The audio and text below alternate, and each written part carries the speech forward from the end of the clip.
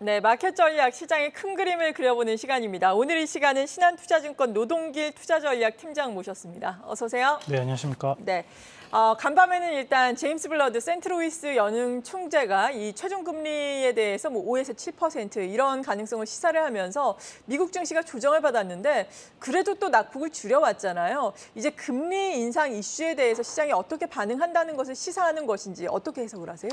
우선 최종금리 도달 시점 자체가 네. 이제 투자자들마다 생각이 굉장히 많이 다를 것이고 연준위원들도 많이 다를 것인데요. 네. 결국에 그동안 금리 인상을 해줬던 요인들 자체가 크게 달라지느냐 이런 부분들이 가장 중요할 것 같습니다. 아마 월별로 선물 금리를 같이 따져보면 최종금리 도달 시점이 내년도 5월일 것이다라는 시점 자체가 뒤로 지연되고 있지는 않거든요.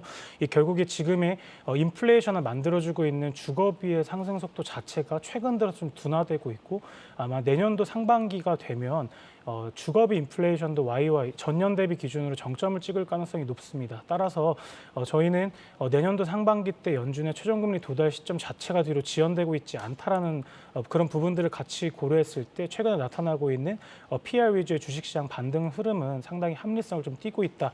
이렇게 말씀을 드리고 싶습니다. 다만 최근 들어 연준 위원들의 네. 목소리가 이렇게 나오고 있는 이유들은 아무래도 주식 가격이나 아니면 채권 가격이 좀 올라가다 보니까 네. 이런 부분들은 다시 한번 인플레이션 자극시킬 수가 있거든요. 그래서 이런 자산 가격에 조금 연준 위원들이 개입하는 그런 조치들이 아닌가 그 정도로 판단하고 있습니다. 네, 그렇다면 그래도 PR에 지금 합리성이 있다라고 말씀을 해주셨는데 산타랠리를 기대를 해볼 수 있는 건가요?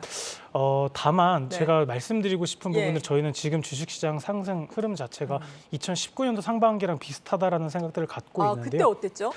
연초부터 예. 금리 인상 속도 둔화에 대한 기대감들이 마련이 되면서 주가가 조금 올랐었는데요. 실제로도 2019년도 하반기 때 세 차례 금리 인하가 있었습니다. 아마 보험성 금리 인하로 현재 알려져 있는 상황들이었는데요. 그때 주식시장은 밸류에이션 11배 이상부터는 상승 속도가 굉장히 둔화됐었고 결국에는 추세적인 반등을 만들어내지는 못했습니다. 따라서 저희는 주식시장의 추세적인 반등을 기대하기 위해서는 기업 실적이 바닥을 찍고 도는 시점이 좀 네. 필요한데 당장 1개월에서 2개월 안에 그런 그림들을 확인할 수가 없기 때문에 주식시장의 추세적인 반등은 조금 뒤로 지연될 수밖에 없을 것 같다. 이런 그림을 그리고 있습니다. 네, 맞습니다. 이 밸류에이션에 대해서 최근에 논란이 많은 걸로 알고 있는데 그 이유가 말씀하신 것처럼 실적 때문이잖아요. 네. 지금 그렇다면은 PER 11배는 좀 부담스럽다라고 말씀해 주셨는데 코스피가 그 정도 수준인 건가요? 11배를 조금 넘기 시작했고요. 그래요. 예. 다만 지금 시중에 풀려있는 유동성을 줄이는 분위기긴 하지만 과거보다는 역시나 시중에 풀려있는 돈이 많기 때문에 네. 11배 수준의 주식시장이 부담스럽다. 이렇게 말씀드리기보다는 상승 속도가 조금 둔화될 것 같다. 오히려 변동성이 살아있는 시장이 아마 내년도 1분기에서 2분기까지도 열려 있기 때문에 이제부터는 지수에 대한 강한 베팅보다는 이제 실적 측면에서 업종별로 차별적으로 나타날 것 같다. 이렇게 보고 있습니다. 네. 그런데 또 내년 같은 경우에는 금투세 도입과 관련해서 많은 노이즈가 있는 게 현실인데 이 부분과 관련해서는 우려를 하지 않아도 괜찮을까요? 금융투자세 같은 경우는 사실은 방침이 정해지지 않았다는 게 굉장히 그렇죠. 특징적인 부분인 예. 것 같아요. 아마 금융투자세가 도입이 되고 어느 정도 개인 투자자들의 자금 흐름이 우리나라 시장에서 좀 빠져나가고 미국으로 흘러갈 수 있다라고 한다면 중장기적인 측면에서는 부정적으로 볼 수가 있을 것입니다.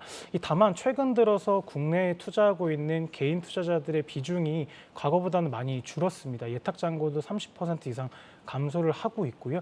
지금 시장에서 가장 주포가 되고 있는 부분들은 역시나 외국인 투자자라는 생각을 갖고 있고 주식시장의 가장 본질적인 상승과 하락을 결정해 줄 수 있는 변수는 서두에서 계속 말씀드리는 것처럼 할인율이 될 것 같고요. 이런 부분들은 아마 내년도 5월을 기점으로 해서 기준금리 인상 속도 좀 둔화되는 흐름들을 아마 시장에서는 연초부터 반영할 가능성이 높지 않을까 생각하고 있습니다. 좀 정리해서 말씀드리면 금융투자세 도입 자체는 중장기적으로는 부정적일 수 있지만 아직까지 방침이 좀 정해지지 않았기 때문에 당장 시장에 영향을 줄 만한 재료들은 아닐 것으로 저희는 판단을 하고 있습니다. 네, 종목별로 투자 전략이 상당히 중요한 때인데 일단은 최근 요 며칠 사이에 시장의 관심을 듬뿍 받았던 것이 네옴시티와 네. 관련된 종목들이잖아요. 네. 많은 종목들이 차익 실현 매물이 나오고 있고 앞서서도 개장 전략 짚어드린 것처럼 오늘은 또 그동안 주목받지 못했던 어제 오늘 철도와 관련된 종목들이 올라오고 있는데 지금 실적이 상당히 중요하다라고 말씀해 주셨는데 있는데 사실 이 네옴시티와 관련된 종목들의 범위가 워낙에 광범위해서 실적이 뒷받침되는 종목도 있고 아닌 종목도 있고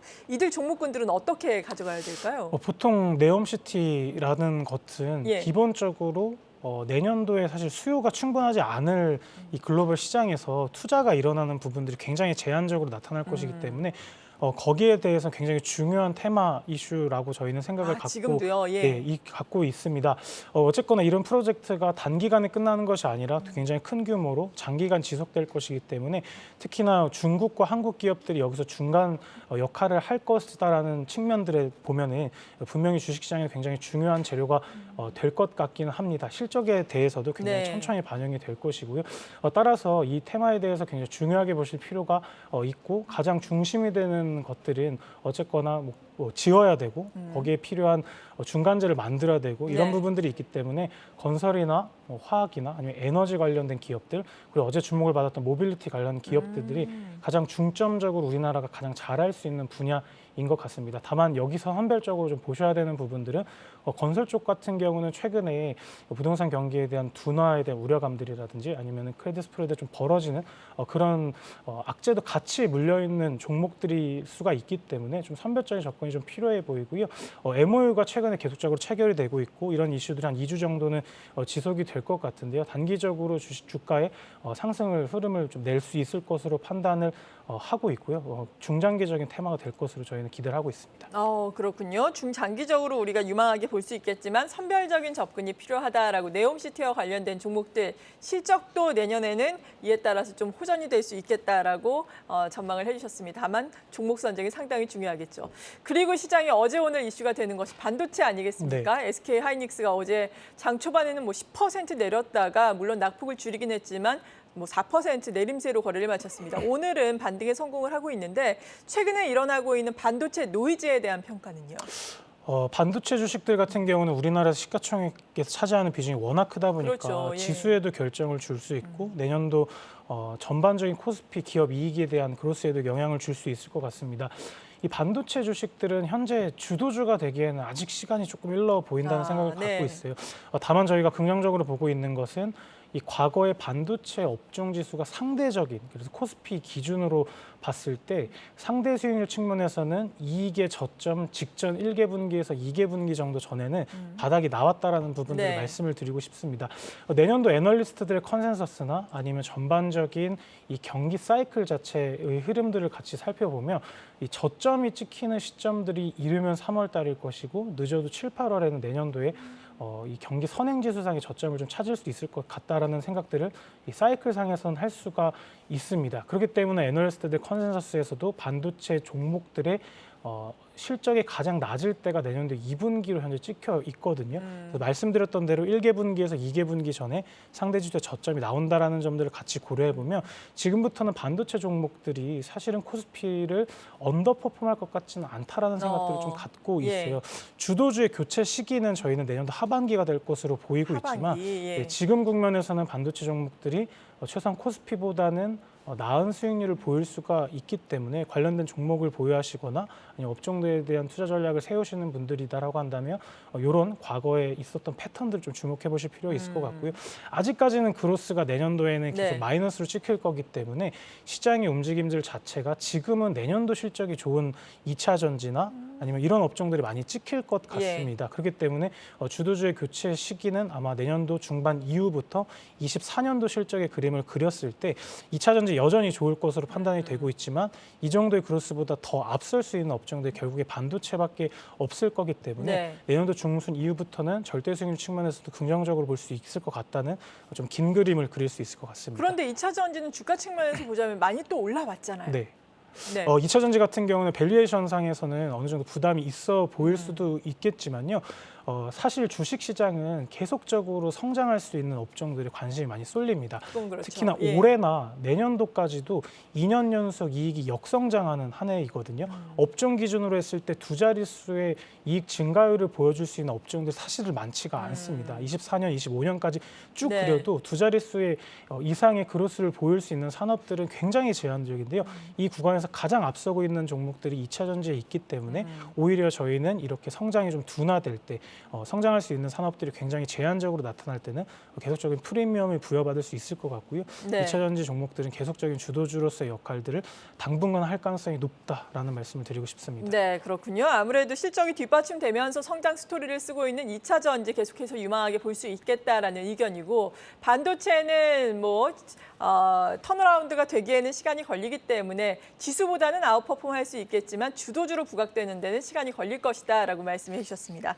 그렇다면 지금 이 시점에서 어떤 종목을 봐야 할지, 뭐 찬바람 불면은 배당주 이야기 많이 하지만 배당주 같은 경우에는 요즘에 금리도 많이 오르고 해가지고 매력이 약간은 떨어진 상황이잖아요. 어떤 종목을 보면 좋을까요? 중요하게 짚어주셨는데요. 예. 사실 배당주 같은 경우들은 금리가 좀 낮을 때는 팩터상에서 굉장히 중요한 역할들을 네. 하지만 지금 시장 금리가 많이 올라온 상황이고 연준의 기준금리가 내년도 5%까지도 갈 가능성이 있기 때문에 사실 배당주가 갖고 있는 이 배당 투자에 대한 매력 자체는 최근 들어서 좀 약화되고 있는 것이 사실이고요. 네. 전반적인 팩터 수익률 자체들도 배당주는 좀 후순위에 현재 놓이고 있는 국면들입니다.